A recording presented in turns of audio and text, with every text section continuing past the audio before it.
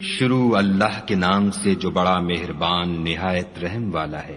الف لام را، یہ ایک پرنور کتاب ہے، اس کو ہم نے تم پر اس لیے نازل کیا ہے کہ لوگوں کو اندھیرے سے نکال کر روشنی کی طرف لے جاؤ، یعنی ان کے پروردگار کے حکم سے غالب اور قابل تعریف خدا کے رستے کی طرف۔ وہ خدا کہ جو کچھ آسمانوں اور زمین میں ہے سب اسی کا ہے، اور کافروں کے لیے عذاب سخت کی وجہ سے خرابی ہے۔ جو آخرت کی نسبت دنیا کو پسند کرتے اور لوگوں کو خدا کے رستے سے روکتے اور اس میں کجی چاہتے ہیں، یہ لوگ پرلے سرے کی گمراہی میں ہیں۔ اور ہم نے کوئی پیغمبر نہیں بھیجا مگر اپنی قوم کی زبان بولتا تھا، تاکہ انہیں احکام خدا کھول کھول کر بتا دے۔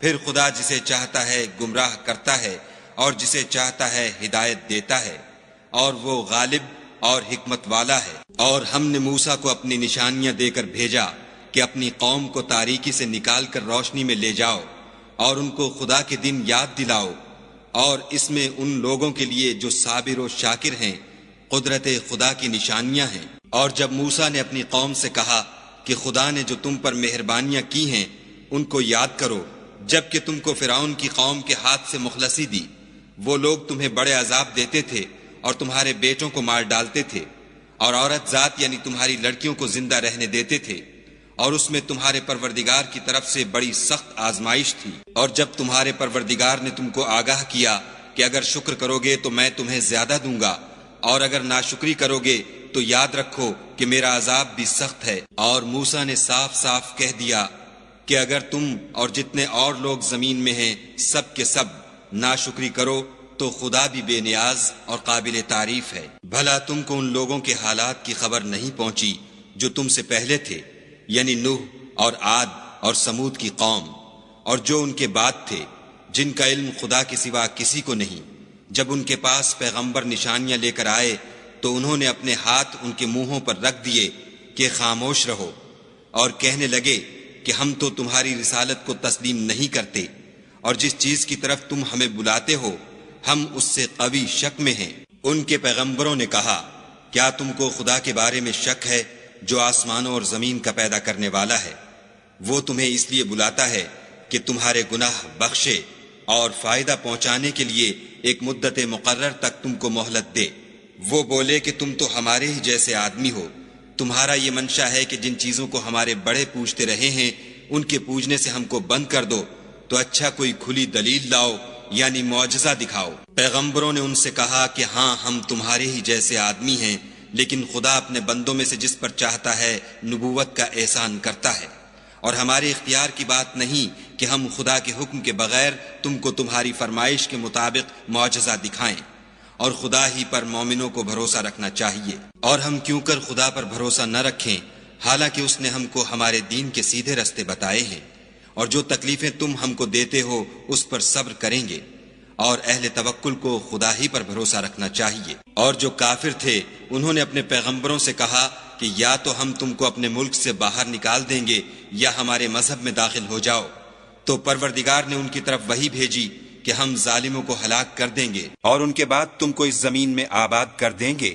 یہ اس شخص کے لیے ہے جو قیامت کے روز میرے سامنے کھڑے ہونے سے ڈرے اور میرے عذاب سے خوف کرے۔ اور پیغمبروں نے خدا سے اپنی فتح چاہی تو ہر سرکش ضدی نامراد رہ گیا۔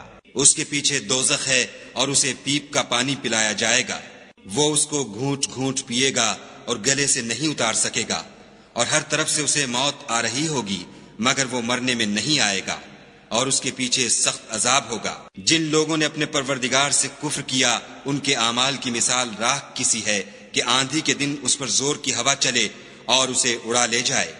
اسی طرح جو کام وہ کرتے رہے ان پر ان کو کچھ دسترس نہ ہوگی، یہی تو پرلے سرے کی گمراہی ہے۔ کیا تم نے نہیں دیکھا کہ خدا نے آسمانوں اور زمین کو تدبیر سے پیدا کیا ہے؟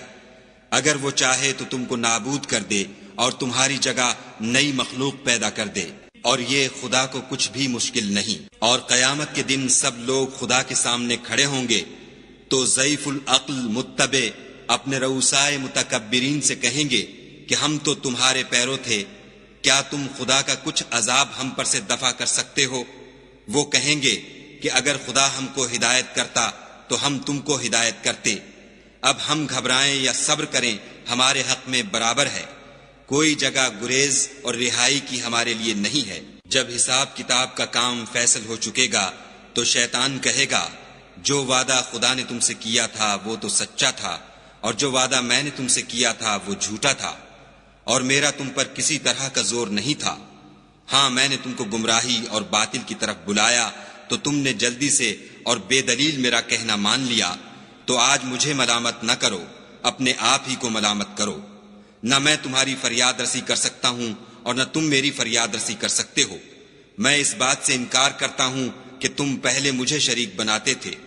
بے شک جو ظالم ہیں ان کے لیے درد دینے والا عذاب ہے، اور جو ایمان لائے اور عمل نیک کیے وہ بہشتوں میں داخل کیے جائیں گے جن کے نیچے نہریں بہ رہی ہیں، اپنے پروردگار کے حکم سے ہمیشہ ان میں رہیں گے، وہاں ان کی صاحب سلامت سلام ہوگا۔ کیا تم نے نہیں دیکھا کہ خدا نے پاک بات کی کیسی مثال بیان فرمائی ہے؟ وہ ایسی ہے جیسے پاکیزہ درخت جس کی جڑ مضبوط یعنی زمین کو پکڑے ہوئے ہو اور شاخیں آسمان میں، اپنے پروردگار کے حکم سے ہر وقت پھل لاتا اور میوے دیتا ہو۔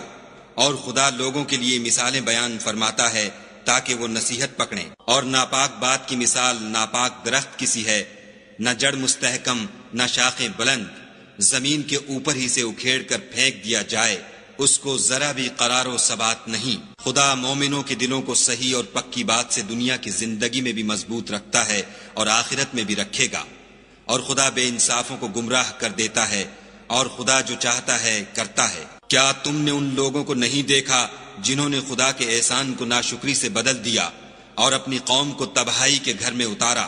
وہ گھر دوزخ ہے، سب ناشکرے اس میں داخل ہوں گے، اور وہ برا ٹھکانہ ہے۔ اور ان لوگوں نے خدا کے شریک مقرر کیے کہ لوگوں کو اس کے رستے سے گمراہ کریں۔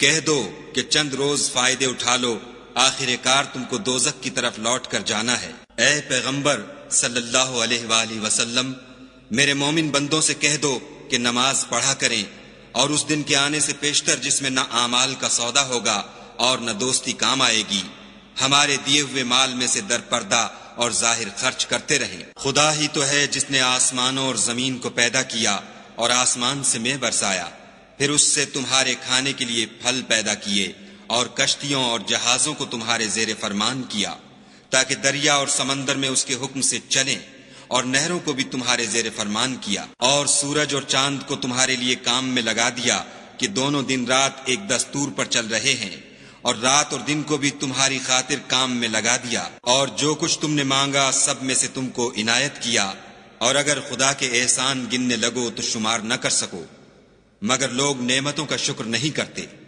کچھ شک نہیں کہ انسان بڑا بے انصاف اور ناشکر ہے۔ اور جب ابراہیم نے دعا کی کہ میرے پروردگار اس شہر کو لوگوں کے لیے امن کی جگہ بنا دے، اور مجھے اور میری اولاد کو اس بات سے کہ بتوں کی پرستش کرنے لگیں بچائے رکھ۔ اے پروردگار، انہوں نے بہت سے لوگوں کو گمراہ کیا ہے، سو جس شخص نے میرا کہا مانا وہ میرا ہے، اور جس نے میری نافرمانی کی تو بخشنے والا مہربان ہے۔ اے پروردگار، میں نے اپنی اولاد میدان مکہ میں جہاں کھیتی نہیں تیرے عزت و ادب والے گھر کے پاس لابسائی ہے۔ اے پروردگار، تاکہ یہ نماز پڑھیں، تو لوگوں کے دلوں کو ایسا کر دے کہ ان کی طرف جھکے رہیں، اور ان کو میووں سے روزی دے تاکہ تیرا شکر کریں۔ اے پروردگار، جو بات ہم چھپاتے اور جو ظاہر کرتے ہیں تو سب جانتا ہے، اور خدا سے کوئی چیز مخفی نہیں، نہ زمین میں نہ آسمان میں۔ خدا کا شکر ہے جس نے مجھ کو بڑی عمر میں اسماعیل اور اسحاق بخشے، بے شک میرا پروردگار دعا سننے والا ہے۔ اے پروردگار، مجھ کو ایسی توفیق عنایت کر کہ نماز پڑھتا رہوں، اور میری اولاد کو بھی یہ توفیق بخش۔ اے پروردگار، میری دعا قبول فرما۔ اے پروردگار، حساب کتاب کے دن مجھ کو اور میرے ماں باپ کو اور مومنوں کو مغفرت کیجو۔ اور مومنوں، مت خیال کرنا کہ یہ ظالم جو عمل کر رہے ہیں خدا ان سے بے خبر ہے، وہ ان کو اس دن تک مہلت دے رہا ہے جبکہ دہشت کے سبب آنکھیں کھلی کی کھلی رہ جائیں گی، اور لوگ سر اٹھائے ہوئے میدان قیامت کی طرف دوڑ رہے ہوں گے، ان کی نگاہیں ان کی طرف لوٹ نہ سکیں گی، اور ان کے دل مارے خوف کے ہوا ہو رہے ہوں گے۔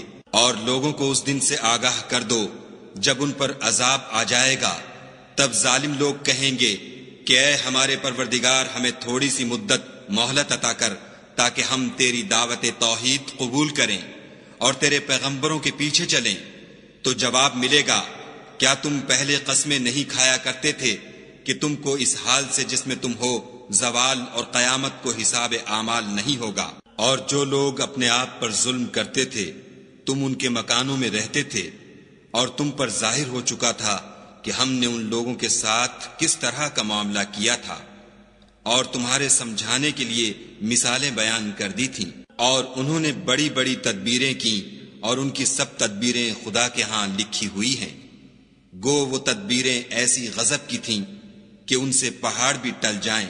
تو ایسا خیال نہ کرنا کہ خدا نے جو اپنے پیغمبروں سے وعدہ کیا ہے اس کے خلاف کرے گا۔ بے شک خدا زبردست اور بدلہ لینے والا ہے۔